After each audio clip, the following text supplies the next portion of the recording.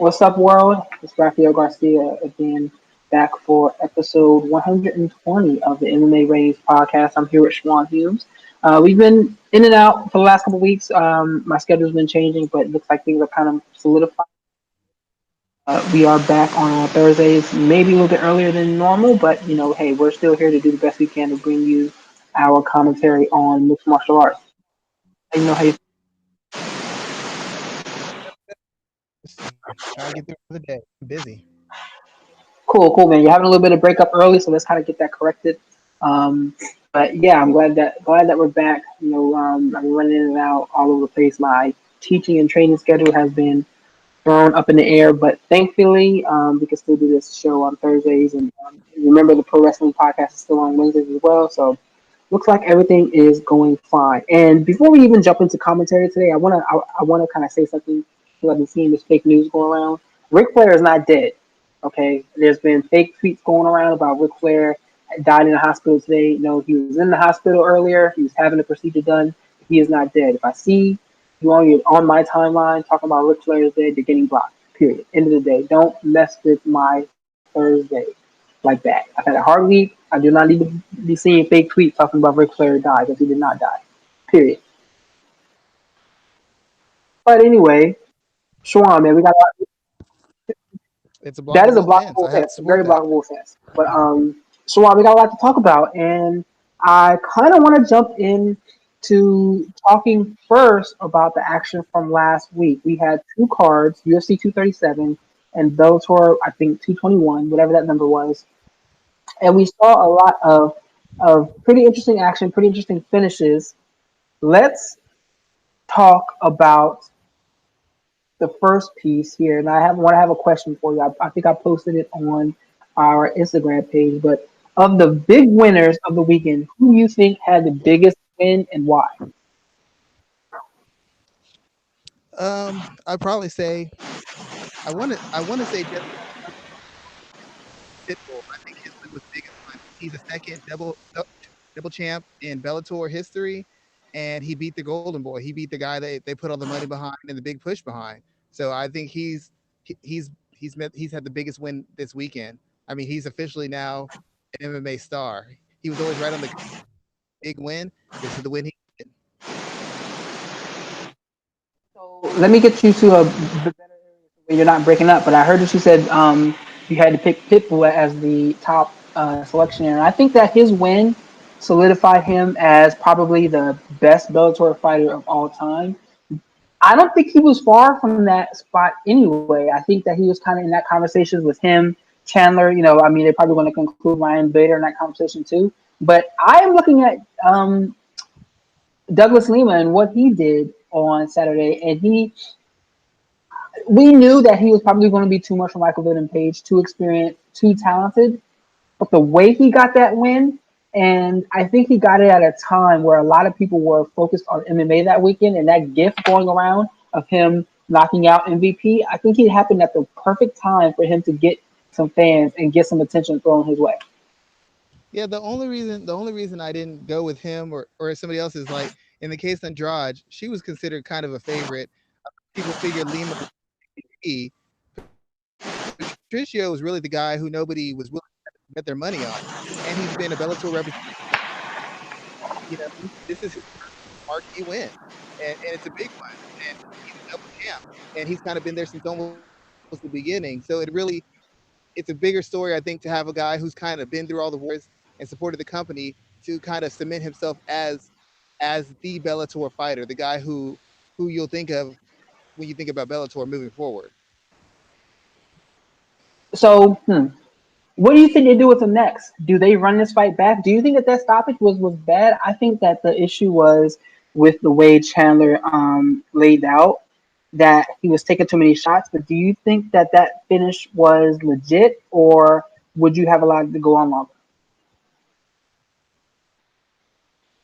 I thought it was legit, and I never against referees stopping fights, especially when a guy goes out like that. And the main thing, if you just look at it from a personal situation, if the same thing with roles would have been reversed, Chandler would have been perfectly happy with this win. I know he's unhappy with it because he's on the opposite end of it, but if Pitbull would have been in that situation, he would have said he was out. I had him finished. There's no need to continue.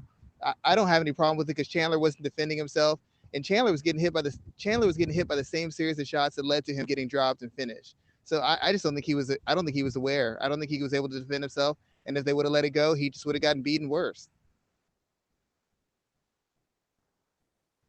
So, what, do you think that there was enough of a controversy, and I'm using that in air quotes, you can't see me. Do you think it's enough of a controversy to run that fight back, or should they do something else with Patricio? But my thing is, like, he is, he's kind of made it clear that he plans on dropping back down on 145.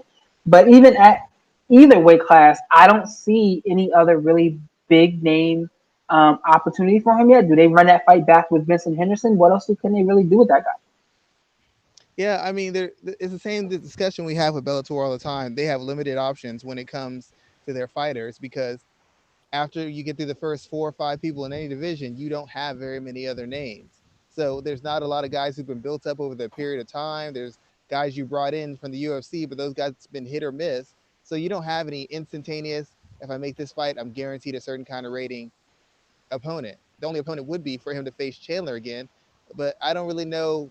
I don't really know how much you could sell that fight given the way Chandler was finished. The only other option for Pitbull really is to move back down and fight Aaron McKee. He might because he won his fight and he's asking for a title shot. But as far as big money fights or fights that'll draw the attention of the MMA community, there's Chandler's the only option he has, unless he fights his brother. And we both know that that's not happening. Let me ask you this: Is I saw a headline today where Patricio was talking about he's the best featherweight in the world today. If he was to drop both belts and walk in the UFC right now, where do you see him ranked amongst the top 15 at 145? I think there's an argument for him to be in the top 3 to 4. I mean, I don't after Jose Aldo's last showing, I don't really know what he has left. I think Frankie Edgar's on the decline. Brian Ortega, we don't know what he's going to look like after his fight with Max Holloway. We don't know what Max Holloway is going to look like after his fight with Dustin Poirier. So it's a lot of transitioning right now, and I feel he could at least be in the top 3. I think he could contend for a title. You think he could contend for a top title at 145? Do you think Yeah, he could I, beat? Do you think he could beat Volkanovski or Holloway right now? I think he could have a chance against Volkanovski. I'd have to see what Max Holloway has to offer right now. I wouldn't say it was anything. I'd say right now, without having seen Max again, I give it 60-40 Max right now. It's not a fight that Pitbull isn't capable of winning. I just have to see what Max has to have right now because in this last fight, I didn't have to see. It wasn't a back and forth fight. It wasn't really competitive, so I didn't get to really see the full measure of Pitbull against a comparable level opponent. He's been basically kind of just beating up guys and manhandling them. And against Max or Volkanovski, he's going to have to take some to get some. So I haven't seen that in a while. So I'm curious to see how that will go. But I'd still say it's about 60-40 Max right now. Okay, all right, no problem there. Um, So let's kind of jump into the rest of the action that went on. We're going to come back to Bellator in a second, and let's talk about what happened over there at UFC 237, where Rose Namajunas she dropped her title, no longer champion, and she did so because she got dropped herself. Namajunas did what she, I mean not Namajunas, Andrade did what we all thought she'd have to do to win the fight. She got in tight, lifted Rose up in the air, and basically threw her down to the mat. She landed kind of awkwardly on her head and her head and her neck, excuse me, and the referee called it off rather quickly because he saw that she was not responsive and that she was out. What did you think of the action that we saw there? And let's just start there because I think the way the first round was unfolding is exactly how a lot of people thought the fight was going to go. Namajunas was in control in every facet of the contest, and there was no doubting that. If What do you think about that first round, and what adjustments did Rose Andrade make in the second round to get that finish? Well, the first round was as you expected. I told people I said that Andrade was going to win the fight, but my caveat was that Rose Namajunas is pretty much the biggest hitter at strawweight division. She's one of the few girls in the division. If she hits you, she can put you out. So the question was going to be, how was she going to be able to successfully pressure Rose Namajunas and get her body on body and take her down, body on body and rough her up and overwhelm her with the volume, or was Rose going to use her length and her footwork and her power basically to stay on the outside, counter Andrade when she comes in, hit her on the way in, hit her on the way out, maintain the distance, and just chop her down for 5 rounds. That was essentially the only two ways the fight's going to win. And in the first round, that's what she was doing. The only shock that a lot of people had was that Rose was actually not just pecking away at Andrade like Joanna did, she was actually snapping her head back. You actually saw her kind of get stopped in her tracks. And most people weren't used to Andrade actually slowing down or maybe not being all balls to the wall or be able to completely close distance, because usually she eats shots and she walks right through them. Against Rose, she was noticeably getting stung, and that was a shock to most people. I saw a lot of people on the timeline saying, well, Rose is going to knock her out, and that was a possibility because Andrade comes so hard that she walks into shots, and if you're a real hitter, even with a chin like hers, you could put her out. The issue became that Rose could not maintain the pace she was setting. The way Rose was fighting, to me, kind of looked like she was trying to go for the knockout. She was trying to put so much heat on her shots so that it would scare Andrade off, or maybe it would hurt her and make Andrade take a backward step where Rose could take over, or make Andrade hesitate. And if you make her hesitate, Andrade isn't a technical enough fighter to fight you at range and slip inside punches and get to you and transition from punches to takedown. She doesn't have that skill set. But what happened was Andrade kept pressuring. Andrade refused to be scared off. Andrade refused to take a step back. And eventually Rose started to slow. Part of it was because the fact she's thrown with power. And secondly, it's because Andrade is taking every shot and continue to force the pace. The technical adjustment that Andrade made was really only attacking the legs and attacking the body. Andrade is considered one of the better body punchers in mixed martial arts, which isn't hard because hardly anybody throws body punches. But she was getting to the body. The constant pressure was getting to Rose. The fact that she's thrown so hard was getting to Rose. And eventually Rose was just starting to slow, especially when Andrade started kicking her to the inside of her leg, so Rose couldn't dance around the circle and maintain that distance. That was really the only adjustment she made. The biggest thing that lost Rose the battle was Rose was trying to punish Andrade. When Joanna fought her, she was trying to get in and out. She wasn't trying to lay anything really heavy on her until late in the fight. Rose was throwing heat. And anytime you throw heat, there's a chance someone can transition, bridge that distance, and get their hands on you. Plus, if you don't put somebody out and you're throwing everything you have, or you're throwing with real power, you're going to get tired. And if you haven't hurt that person dramatically or knocked them out, you're going to slow down a step. And once you start slowing down, it's easier for me to get to your body. It's easier for me to get my hands on you. It's easier for me to kick your legs. It's a little bit harder when you're on your toes, slipping and sliding left and right. And Rose basically, essentially, just set a pace she couldn't maintain. And as she slowed just from herself, Andrade started picking away at her and chopping away at her. The 1 2 body shots turned to 3 4 5. The 1 or 2 leg kicks turned to 2 or 3 4 5. And it just piled up until she got to the position she needed to get to finish. Sorry, I was on mute. I want to talk about a couple of different things that you mentioned there. I was really intrigued. I don't know if intrigued is the right word. I was really impressed by Nama Yunus's continued growth as a fighter. She's only 26 years old. And if you remember, she came into this game strictly, mainly as a grappler. But now she's out there just using her length in a way that is astounding some of her opponents. At 26 years of age, we're going to talk about her comments on retirement as well. But what is her ceiling? What do you think her ceiling is as a complete tooled fighter? What else can she add to her game? And do you think she is working on the? Do you think she will add some of those pieces that you may think is missing? Well, the biggest issue is she just doesn't respond to pressure very well. In all her fights, she's had 2 fights where she's been pressured heavily, against Kovacevic and against Andrade. In both situations, she was not able to maintain the distance and the range she wanted to. She couldn't scare the person off. And when you put her under extended pressure, in my opinion, her defensive footwork breaks down a little bit. When it breaks down, usually what she resorts to is body lock takedown. She'll tie you up, get a body lock takedown, drag you down, and then she can start working you over from there, look for submissions, or you get back up and y'all reset, and that gives her the space she wants once again. Against Kovacevic, she couldn't when Kovacevic crashed the pocket, getting clinches and start lighting her up.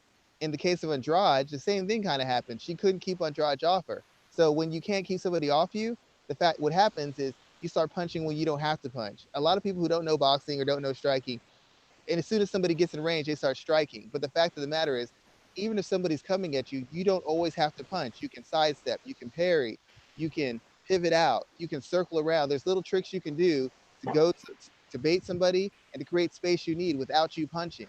But when somebody's putting a lot of pressure on you, you'll start punching just to keep them off you. You're like, I got to keep them off me, got to keep them off me. So you're working twice as hard because you're moving around the cage full speed. and you're throwing power. Throwing with a lot of power, so you're draining your gas tank. I don't know that it's a lack of actual skill she doesn't have. It might just be an issue of temperament. Some people can't deal with pressure. Some people can't lead. Some people can't fight at high pace. I don't know so much. Technically, she has the skills, but it seems like when somebody can continually put pressure on her, she doesn't have a way to slow the fight down outside of throwing punches or going for a takedown. Takedown would have put her in Andrade's wheelhouse, where Andrade could slam her, take her down, and setting her feet and biting down and swinging wasn't going to work because she couldn't keep Andrade off her anyways. Moving around the cage wasn't working. It was burning down her energy. So as far as technical growth, there's a couple more things you could do as far as having more of a structure with her. But I don't know that the issue is technical so much as just who she is as a fighter. She does not like pressure, and she uses her power to disrupt pressure, and that's where you see the footwork and the feints and the jab come in. But if her power can't scare you off, her defense does not look as good as it usually looks. And this was a key example of that. The only difference between this and her other fights is when she hits people, they back off. When she hits people, they go down. This time she hit somebody and they kept on coming. And at first she looked real good and real slick because Jessica Andrade's footwork is terrible. But eventually she started slowing down. Leg was moving back a little slower. Head was staying online a little bit more. Body was in range a little bit more. And then she started paying the price. So technically, you can always refine things, but I think she's getting to the stage where it's just all you do is refine. You're not making huge leaps and jumps as far as your technical skill. What I saw on Saturday night was what I thought she was capable of for an extended period of time. She just never showed it because nobody continued to pressure her in a similar manner. Still there? Okay. Yeah. My fault. I thought you got cut out for a second. So let me ask another question in reference to these women because I think that Naomi Yunus did something. She didn't have a long run as a champion. She didn't have multiple title reigns, and people often denounced her for her inactivity. But I want to talk about Andrade because there's been a lot of conversations about Brazilian the the Brazilian presence among champions in the UFC. It's on the men's side, it's come and gone. There's a point where there were Brazilian champions up and down the roster. That is no longer the case. On the women's side, though, three of the four titles are held by Brazilian women. Now, Nunez owns two of those belts.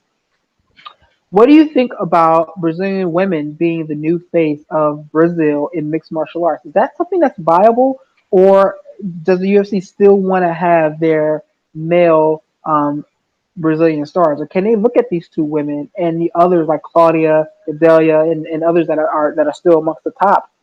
Can they leverage this dominance of Brazilian women in MMA? But the question isn't so much can the UFC leverage it, it's can the fighters leverage it. And it's like I understand your point because the UFC has not always handled female fighters particularly well or Brazilian fighters in general, much less Brazilian female fighters. But once again, the issue comes down to the length of time you're in and the fan base you develop. Anderson Silva developed his fan base. A lot of these other fighters took years and years and years before they became the stars they are. Jose Aldo wasn't a huge star all the time. Anderson Silva wasn't a huge star all the time. The Nogueira brothers were huge stars, but they were international stars in mixed martial arts.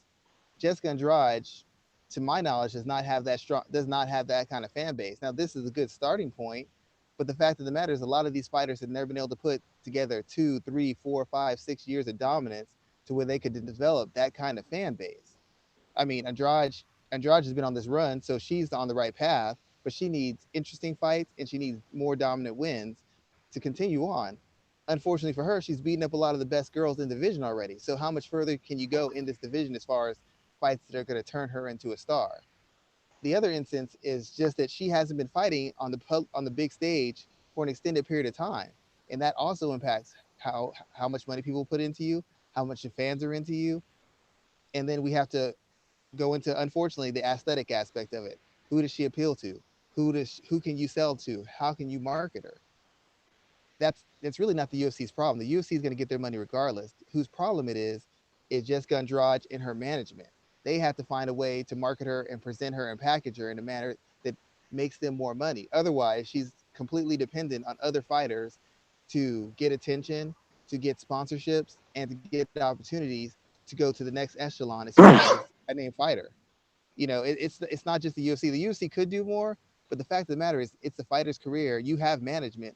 What are they doing to make sure you become a star? Because especially with the ESPN deal, UFC's got their money. We have no reason to go out of our way to make anybody a star. You want to make yourself a star? Go right ahead. It helps us anyways. But we have no reason to do it. We're already paid for the next 10 years. So the question is, what is Jessica going to do? What is her management going to do? Is she going to learn English so she can talk in America? Is she going to take on commercials and do certain sponsorships to get her name out there? I don't know. Right now, we know she can fight, but what else is she willing to do to take that next step? Ronda Rousey said it best: "Everybody wants my fame and my money. Nobody wants to do the work. Commercials are work. Photo shoots are work. Interviews are work. Are they willing to pay that kind of price? I don't know. Amanda Nunes hasn't been. I don't know if Jessica Andrade is either. So the last question I want to talk to you about this in reference to UFC 237 is, what do you do next with Andrade? Do you run this fight back with Namajunas? I wouldn't be mad at them for doing that. Michelle Waters is making a huge push for a title shot, and to be honest, I don't think that's a fight that she wants. Who do you book with her next? I mean, we do have the Tatiana Suarez and Nina Ansaroff fight coming up as well too. But do you have Andrade wait for the winner of that fight, or do you book her against Watterson, or put her in a rematch with Rose? Well, I don't know if Rose is going to take a rematch, so it's really hard to bet on her.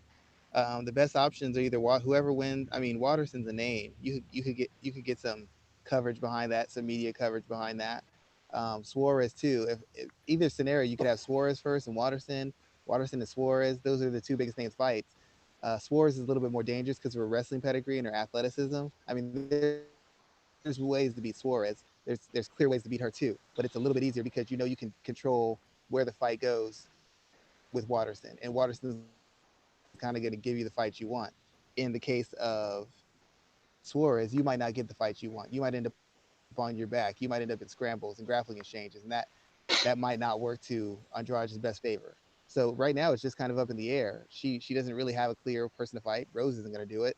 The biggest name would be Waterson, and the biggest fight with interest would be Tatiana Suarez. So I'm guessing she's just going to go in a holding pattern and wait and see. I don't think she's going to want to fight right away. I think she's going to want to soak the belt in and kind of look around for some opportunities to see what's open for her moving forward in her career. Because I remember once she's made a couple complaints about her money and about how she's been struggling. So I can't imagine she's not going to try to leverage this belt into something a little bit better for herself. True, true, true. So, And I just want to say one thing about Jessica Andrade before we finish. I'm pretty hard on her in her camp because I've seen two fighters from their camp. They're not very technical. Defensively, they're awful. They seem very limited offensively. The one thing I will give her camp credit for is they saw their fighter strengths, they saw their fighter's characteristics, and instead of trying to make her into this all-round super technical grappler striker, they played to their fighter strengths. She's tough, she's durable, she's got high cardio, she's a violent fighter. We're going to push her in that direction. We're going to give her an identity and let her fight to the full extent of that identity. And I've seen lots of top fighters, either with championships or contenders, lose belts, lose title shots because they get away from who they are at their foundation as a fighter. And Jessica Andrade's camp has never allowed her to do that. She's not technically, she's awful. I don't care what anybody says. She is awful technically, but mentally, she plays to her strengths. She has a good approach that plays her strengths. She applies pressure. She attacks the body. She physically grinds on you. She sets a high pace that she knows you can't keep. Those are all very intelligent things that exploit her physical abilities and her mental characteristics and take advantage of the lack of mental toughness in some of her fighters and lack of physical durability in her opponents. But they're just not a very good campus developing her. There's better ways for her to get her what she's doing done, more efficient, more technical, and they just don't seem to have the bandwidth to do it. But I will give them credit for finding an identity, realizing what they had, and pushing that fighter in the direction necessary to maximize those skill sets. Not technically, but strategically. They've done a very good job with her. true, true. Good stuff. Good analysis there. What else from UFC 237 stood out to you? The Jose Aldo fight was pretty shocking. I thought that'd be a little bit more competitive than it was going to be. And like I said, it basically rocketed Volkanovski into the top two contenders for the title because the fight, the win over Mendez and the win over Aldo, it's very hard to have two wins better than that in this division. So as soon as he gets over whatever health issue he has, I fully expect him to be challenging for a title in the near future. Do you think that the fight with Frankie Edgar was already booked and planned, or did the UFC see his health issue pop up and decided to go with Edgar instead of Volkanovski? I think it's already planned. The fact of the matter is they're very invested in Max, and they want him in fights that are going to either get him to another level as far as his accomplishments in mixed martial arts, or fights that are going to get him to another level as far as the public eye. There's nobody else in the division outside of Jose Aldo and Frankie Edgar who have any sort of Q rating with the public. Volkanovski's been on undercards and mid cards. Nobody really knows who he is except for hardcores. Jeremy Steve, I mean, he's first. Max is beating all the other guys in division. Secondly, there's nobody else with any sort of name value who's winning currently. Frankie Edgar fits both models. He's already beat Jose Aldo twice. They want a fight where Max is slanted to win and a fight that's going to get him a bigger name among casual fans. Casuals know Frankie Edgar. They don't know the rest of these guys. So I think that fight was going to happen regardless. And Volkanovski is going to have to wait in line. But he still made the win and he put himself in position to be considered. And that's the most important thing. That's all he can control and that's what he controls. But that fight with Edgar, Okay. that was going to happen regardless. They didn't care. Do you think that Edgar? I don't want to say has a chance, but what are your thoughts about that fight for Frankie? My my thoughts are I stylistically, we've never seen Max against a real wrestler. But at this stage, Frankie's not as quick as he used to be. I don't think he's as durable as he used to be. He can't fight at the pace he used to fight He's at. 37, man. The only question 37 we years have old. for Max is the same question I asked for Ortega. Yeah, he's old, but once again, Max, they've been really taking advantage of Max Holloway. He had the first fight he's going to fight Khabib, but there was a weight issue. He's going to fight Brian Ortega. Then there was some other mysterious issue we never found out about. He goes into a war with Ortega. Then he goes and fights Dustin Poirier a couple months later in another war. So I keep wondering when is this bill going to come due for Max Holloway's health and his conditioning? Because he hasn't really been in any easy fights in his last 5 or 6. And then he's had weight cut issues and health issues. You just wonder at what time is this going to pop up and cost him his title or cost him a big win. Frankie Edgar shouldn't be the guy to do it. He doesn't hit hard enough. Defensively, he's not good enough. He's not quick enough. He doesn't recover fast enough. Stylistically, it's interesting because of the wrestling, but if if Frankie beats Max, that's one of the bigger upsets in mixed martial arts history. Because from a strategic point of view, technically I can see how Frankie could give him issues, but strategically, based on what I've seen from Frankie, I have no idea how this fight gets past 3 rounds. I really have no idea. Unless if it does, that just tells me something's off about Max. That doesn't tell me that Frankie's got a new lease on life. True, true. All right, man. I definitely appreciate that. I know we have got a lot to kind of cover. Did you want to look at anything else from Bellator 221 before we move on to this weekend's action? The one thing I wanted to talk about from Bellator is a lot of people were saying the hype train got upset. Michael Michael Venom Page is a fraud. But the fact of the matter, anybody watched the fight when Lima took him down. I don't remember Lima working him over with ground and pound. I don't remember Lima tapping him out within 30 seconds. And that's what a lot of people thought when he faced a guy with legitimate grappling skills and legitimate striking skills on the ground. Neither one of those things have happened. Supposedly better fighters haven't been able to do the same thing to Michael Venom Page. So we have to start wondering, maybe we should give him a little bit more credit. Maybe we should start giving him some credit for what he's done because he was able to last on the ground and on the feet, he was holding his own. I know he got knocked out eventually, but it wasn't like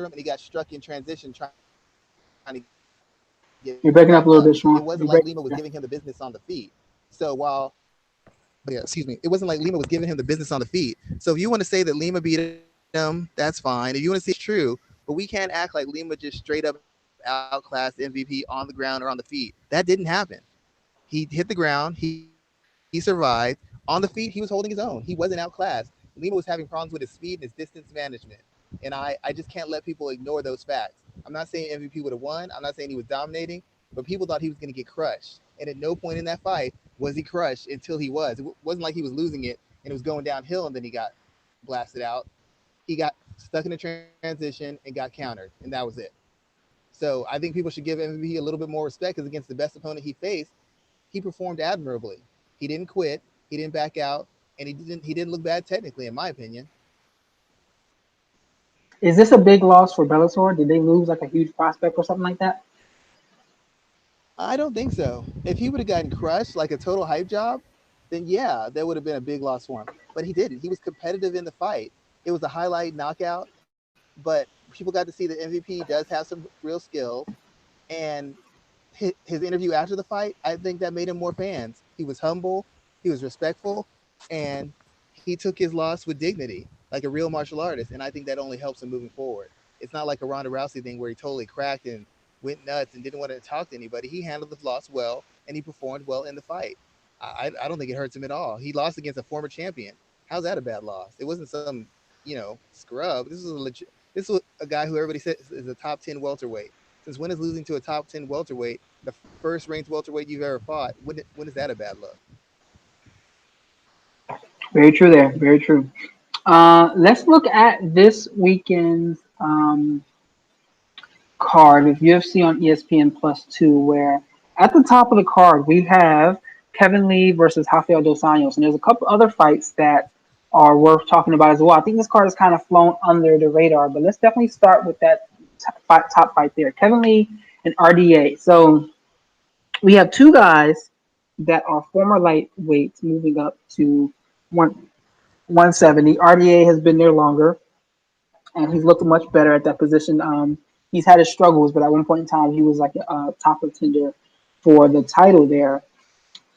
Let's start with him first.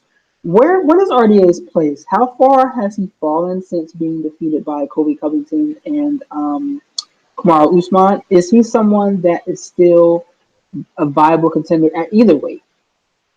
Um, I really wish he would have had a chance to fight Tyron Woodley. Tyron's a wrestler, but he's not a guy who can wrestle hard for 5 rounds. That was a fight that was within RDA's wheelhouse to win because he could have pressured Woodley, got to his body, overwhelmed him with volume, and probably extended him and finished him. But as it stands now, the same issues RDA had at lightweight have come up to welterweight. He still has problems with pressure. He still has problems with physical wrestlers.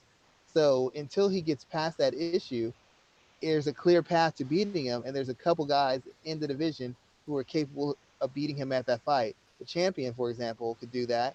You got Colby Covington, who once again has already done it. You got Ben Askren. There's more than a few guys who are capable of enacting a wrestling heavy attack against him just to see how he handles it. And there's more than enough guys who have enough grappling skill where they could pressure him and put him in certain positions to extend him and take advantage of his lack of size. So while he's still a legitimate welterweight, maybe a top 10 guy, 10 or 11 guy, he's not really close to the title because against the matchups that are most difficult for him, he hasn't shown a way to beat him. He hasn't figured them out. He's been figured out by these styles, and he hasn't figured out how to beat these styles. So, how do you see this Saturday's fight going? Because I think Kevin Lee is going to be a tough fight for him, but I think that this isn't a fight that we can really gauge what Lee will look like at welterweight. Yes, RDA is ranked within the top five, but is he really a welterweight that we can step back and say, you know what, Kevin Lee is now a contender at 170? I don't think that this is the fight that will answer that question. It probably won't, because no matter what they rank RDA, the fact of the matter, he doesn't have a lot of name wins at welterweight. I mean, he beat Robbie Lawler, but Lawler hadn't put together 2 or 3 wins in years. He lost to Colby Covington. It was close, but he lost. He lost to Usman in a fairly one-sided fight. I mean, he beat Neil Magny, he beat Safadine, and he beat Robbie Lawler. The Lawler name means more because of the name of who Lawler is, not so much because Lawler's been so consistent during that period of time. Lee's moving up, I'm assuming, because he's kind of hit a wall at lightweight, and he's thinking that maybe if he moves up to the welterweight, the lack of weight cutting will help his conditioning and help his durability and help his ability to recover from damage better. And that's what I'm assuming. That and he thinks he'll have an athletic advantage over many of these guys at welterweight. The biggest issue for this fight is once again stylistically, it's an athletic, physical wrestler who's facing RDA who does not respond well to pressure. He either exchanges or he backs straight up or he gets taken down and he is reduced to defending or trying to get back to his feet, which eventually drains his energy against these bigger guys to where he doesn't have anything left in the tank for that late fight kick. So based on paper, the fight is open and shut. The thing that makes it difficult is Kevin Lee, as tough as he is and as good as he is fairly limited, and he's not always the highest IQ fighter. With his physical skill set and his grappling chops, you would think he would always initially take fights to the ground, but he doesn't do that. He gets in pointless exchanges on the feet, but he's not. trained well enough to handle, nor has enough skill as far as his tools he's using to handle. And he makes fights more difficult than they have to be because he doesn't play it safe, he doesn't play it smart. So if he chooses to exchange with RDA, if he chooses to exchange too long with RDA, he's going to get beat up, he's going to get tired, and he's going to give RDA a chance to pull away late in the fight. It's really an easy fight for him. All he has to do is wrestle, set up his wrestling and wrestle, set up his wrestling and wrestle. But the fight with Ally Quinta was a really easy fight for him to win too, and he did the exact opposite of what he needed to do to win that fight. The fight with Edson Barboza was totally in his hands until he stood on the feet too long and almost got knocked out for his own good. So the question is Kevin Lee's camp training him appropriately for the fight? And if the fight gets difficult because he's taken the wrong approach, will Kevin Lee be able to tough it out and not fold up when the pressure gets put on him? True, that is all. That is a great question there, about whether or not he'll be able to do that. Yeah, I mean, Kevin Lee he's got look, he's got charisma, he's got talent, but he hasn't put it all together. He's an overrated striker. Defensively, he's not very good. Offensively, he's not very creative. On the ground is where his skills truly flash and his athleticism flashes. But there's so many times he will play around in this other area and make it more difficult for him to get where he needs to get to do the work he needs to do. And against RDA, you just can't make those kind of mistakes. It's really simple. Pressure him, take him down, fight at a high pace, wear him down, win the fight. But Kevin Lee doesn't make things easy for himself. And like I said, against a seasoned veteran, a former champion, any mistake you make can be your last. And RDA is not a guy who ever quits. He's not a guy who comes back and wins fights, but he's not a guy who ever quits. So if Kevin Lee puts himself in a position where he's getting tired or he's taking shots, and you think that RDA is going to turn it up and try to finish him, he is sadly mistaken. But based off of just pure skills, actually what we've seen in fights, and against certain level of competition, Kevin Lee should win this fight going away. Okay, cool, cool. So for both men, what do you do with the winner of each of both of these guys there? I think that no matter who wins, you should book them against the winner of the Robbie Lawler and Tyron Woodley rematch. Yeah, that I think that'd be. I'd rather see RDA against one of those guys. The thing about Kevin Lee is, if I'm him, I'm trying to take a little bit more of a slower procession to the top, just because at lightweight, he was a big lightweight. There's a huge physical advantage he has as far as strength. He can manhandle guys in spots. He could explode on guys and kind of hold them against the fence, take them down left and right, kind of work them over. His shots carried a little bit more power.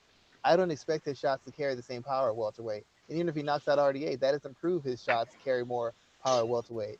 And he won't be able to hold position as easily. He won't be able to get position as easily. He's going to have to work harder across the board, which means he's going to get extended, and then we're going to see that cardio tested and see how that holds up. So I think they should move him along slowly, find him guys, and escalate the level of opponent moving forward so that when he gets to the elite guys, he's prepared for it. He might want to jump forward, but I don't think he should do that because RDA isn't a test in the way that's going to prepare him for the guys he needs to be ready to fight at that division, at the top of that division. Okay, all right, there. So that's some good thoughts there. I wanted to talk about the women on this card: Megan Anderson versus Felicia Spencer, excuse me, and Aspen Ladd versus Sajara Eubanks. I think that these are set up as opportunities for Ladd and Anderson to kind of showcase themselves, especially with Anderson fighting in the women's featherweight division where there isn't a division. You get a win and you get a title shot there. What are your thoughts on both of these fights, and do you think that these are opportunities for Ladd and Anderson to stand out? Yeah, they want Anderson to stand up. That's why they gave Anderson home the first fight. They figured Holmes looked bad. She's a step slower.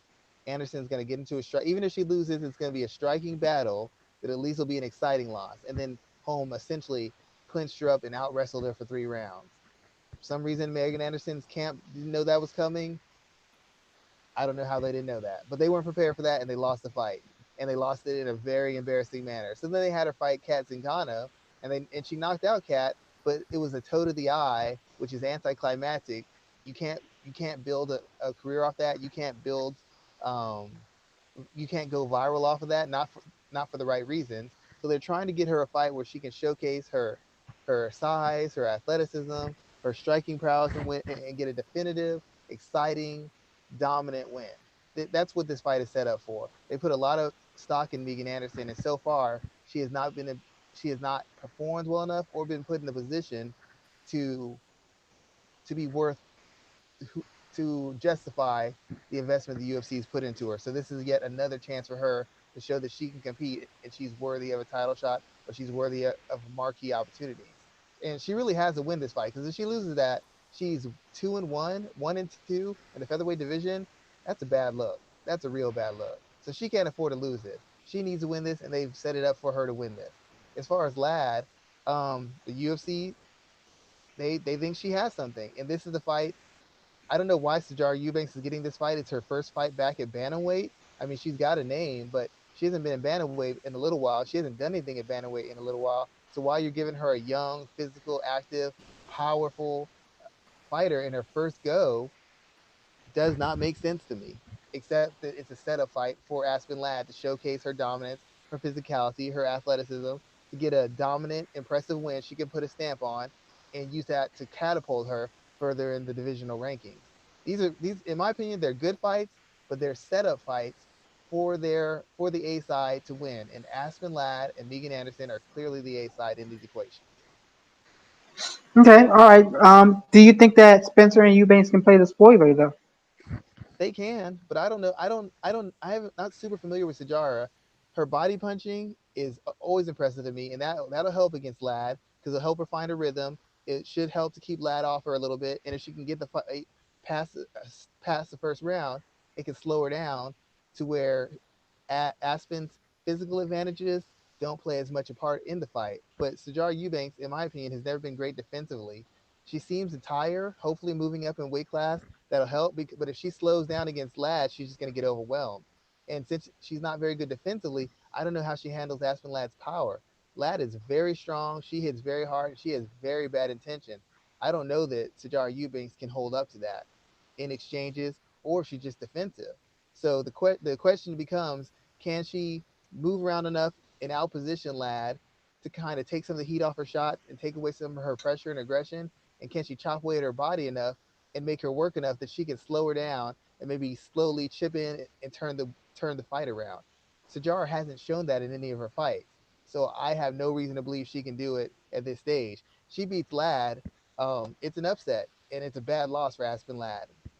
But based on what I've seen from both fighters in the recent past, it should be a fairly dominant win for Ladd. I don't know if she'll get her out there, but she'll have her opportunities. True, true. Okay, all right. What else? I'm really looking forward to though. Every time Charles Oliveira steps into the cage, dude has 13 submission wins, most in UFC history. He's going up against Nick Plants, very grimy fighter, very tough guy. You can't put him out with strikes. You can't really out grapple him. What do you see here, man? Is this like an opportunity for Oliveira to show us just how good he is? The thing is that we all know how good he is, but when he dropped down weight, he couldn't make weight, and when he's at lightweight, he can never beat the elite guys. That's always been the story of him. He has these dynamic highlight reel wins. He's in these fight of the night type fights. He gives the best guys tough back and forth fights, but he's never able to consistently beat the high end guys. That's why he's never gotten to a title shot. That's not why he's never truly been ranked considered elite in either division because he can never pull the trigger and win the fight he needs to win to get into the next stage. Against this caliber opponent, you'll see another exciting fight. You might see a highlight reel finish or some kind of submission, but that's not the question. We always knew he could beat this caliber guy. He's always beaten this caliber guy. The question is, can he beat the best of the best? And he hasn't done it yet. Max Holloway lost. Anthony Pettis lost. Who else? There's just so many. Dan Miller, he lost. You know, when No, he wait, faced no. He didn't fight Dan Miller. He beat Jim. He lost to Jim Miller the Jim first Miller, time. excuse me, Jim He Miller, lost to him excuse the me, first time, and he submitted him last time. and once again but when he submitted Jim Miller was no longer that caliber of fighter. Let's see. He's When he lost to Paul Felder, Ricardo Lamas, Anthony Pettis, Max Holloway, Frankie Edgar. Oh, I forgot. He fought. He lost to Frankie Edgar, lost to Cub Swanson, Donald Cerrone, and then that Jim Miller loss. Yep. So he's lost exactly, only to guys who have, other they're than, let me see. they're elite So guys. he's lost to one, two, three, four, five. He's lost to five title challengers and two guys that have been ranked like in the top 10. Exactly. He's always lost to elite guys. Three. The guy he's not fighting an elite guy this time, so he should win. But for him to really become the star you want, or to get the opportunity you want, he has to beat a named guy, and he's never been able to do that.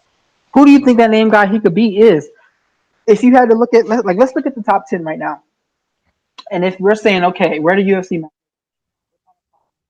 top 10 guy at 155 that he can fight and defeat right this minute, we have to pick from. This is the top 15. We have okay, so Charles Oliveira is ranked number 15. So we have James Vick, Islam Makhachev, Alexander Hernandez, Gregor Gillespie, Paul Felder, Anthony Pettis, Edson Barbosa, Kevin Lee, Al Iaquinta, Justin Gaethje, Donald Cerrone, Conor McGregor, Tony Ferguson, and Dustin Poirier. He's lost to Donald Cerrone already, Anthony Pettis, and Paul Felder on that list. James I'd Vick, say I'd say Iaquinta might be his best look right now, just because he's such an explosive finisher. Even if Iaquinta is beating him up, he's tough enough to hang in there and to snatch a submission, or he's dynamic enough to land a shot that'll create the opening for the submission. Because he'd have to beat somebody in the top seven for him to really move forward. He's beaten guys in the lower echelon. He'd have to beat a guy who's been considered one of the better guys in the division for him to really take that leap. And the only person I can think of would be Al Iaquinta. I think he could find a way to get to Iaquinta, because Iaquinta is not a dynamic athlete. He's not a great finisher. He's a good, not great wrestler. He's a good, not great grappler. He's a good, not great striker. So I think if he goes to 55, he could beat Al Iaquinta. I think that would be his best bet if for moving forward. And if he wins this fight, I might ask for Iaquinta. I mean, he's going to ask for whoever, but Iaquinta is most winnable fight for it right now. Iaquinta, okay. All right, great stuff there. And what else on this card stands out to you? I was really the biggest fight that I was focused on was the Kevin Lee fight. That's just I'm very interested to see how this new weight class impacts how he fights. And even though RDA is not going to give me those answers, just because of the nature of how he fights and the fact that he's not a legitimate welterweight himself, it's going to be interesting to see Lee not have to make that cut and to see how he adjusts to not having these clear size and physicality advantages, or facing guys who are facing bigger fighters. That's the fight I was the most invested in. And I'm not. I don't dislike Megan Anderson. I just don't think she's as good as everybody's made her out to be. But she's got a great personality. She's got great charisma. I would like to see her get an opportunity to showcase herself. She's kind of like Angela Hill to me. On the biggest stage, she has never won enough to get the opportunity to be the star that she could be. And I hope that she at least gets a chance. And they're giving her yet another chance. So that's been the most interesting. Those are the most interesting things to me. With all these cards they have, it's very hard to find fights that are really impactful fights to division and impactful as far as title contention or breaking the next star. It's just too many cards going on at once to have more than maybe three or four important fights. Not saying that all the fights aren't important to someone, but important as far as they're going to change the direction of the division or establish a new star or establish a potential champion. True, good thoughts there. Good thoughts there, man. Let's see. What else do we have to cover from this week? I think that's it. Oh, my boy Julio Arce is fighting on this card too as well. I forgot all about him. Keep Oh an eye wow. on that guy. Keep an eye on that guy. He lost to Shayman Morales though in a split decision, but keep an eye on Mr. Arce there. So let's see. What else? I think that's it, man. Let everybody know what you're working on this week and what you have coming on the site. I'm working on the multiple pieces right now. I'm still working on an article that's kind of talk about the secret of Michelle Waterson's success in her win streak, what contributed to it on the behalf of her opponents and behalf of herself. I'm working on an article that's going to be on Tanya Evinger because she's going to have a fairly important fight for her career against Lena Landsberg coming up, especially after she got coffin nailed by Ladd in her last fight. And then I'm also working on a kind of a refresher course, a general refresher course for traditional martial arts, because so many fighters use them, and a lot of people don't understand the context or the strengths and weaknesses of traditional martial arts, so they don't understand what makes them effective and what makes them kind of a liability when facing certain styles. And I'm just gonna just try to educate fans a little bit more. So that's what I got going on. It should be coming out probably next 2 weeks. I'll have everything kind of wrapped up. Good there. And as usual, I have my professional wrestling coverage coming up. I haven't gotten any MMA pieces up on the site this week, but I do have the wrestling podcast yesterday, and I will be doing a post show podcast for the first time for Money in the Bank on Sunday. So be sure to tune in for that. But outside of that, man, we're doing our Oh thing. yeah, And one more thing I want to say go ahead. uh, about that Rose Andrade fight. Two mistakes that Rose made in this, and I can't say they're mistakes truly in the sense because she knows she can't keep that pace and she's not good with pressure. So you have to throw hard to scare someone off or hurt them bad enough where they can't pressure you. But the mistake that she really made was when she got a hold of that. I know she's going for Kimura or Keylog, but she held on to it. She got Mm-hmm. greedy, understood the tide of the fight was turning.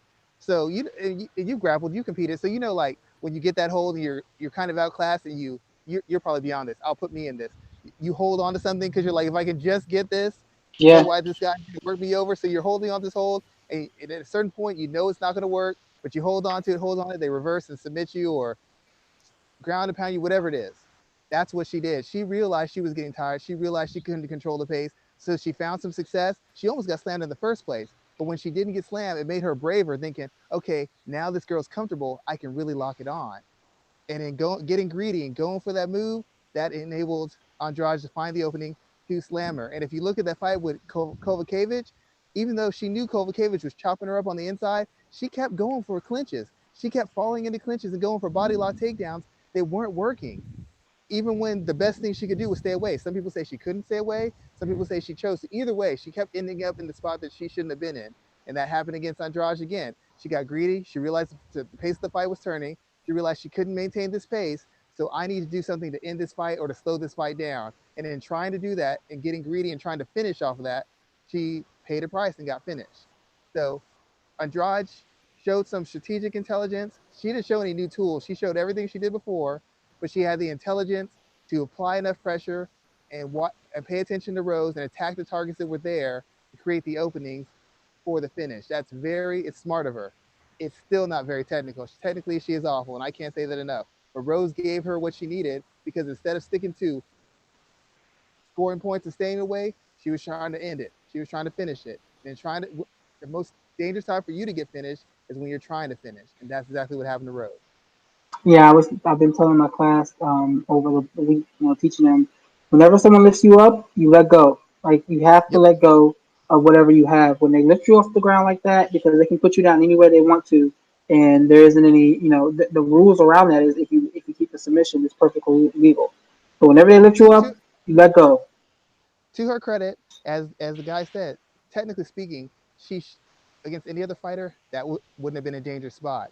But we're not dealing with any other fighter. We're dealing with Jessica Andrade, and she could throw a tank over her shoulder. So it was a good spot, but after she almost got thrown the first time, she should have gave up on that. But she held on to it because she understood what direction this fight was going. And if you think she didn't, watch that Kovacevic fight. She keeps falling into these clinches. If you know somebody can kill you in this area, how are you not turning your back and running to get away from him? Alistair Overeem did. Rose kept falling into him. And in this case, she fell into submission and tried to hang on to it and paid the price, like you said. But I just wanted to put that out there just for a little bit more in depth perspective, my perspective on the fight. Good stuff there, man.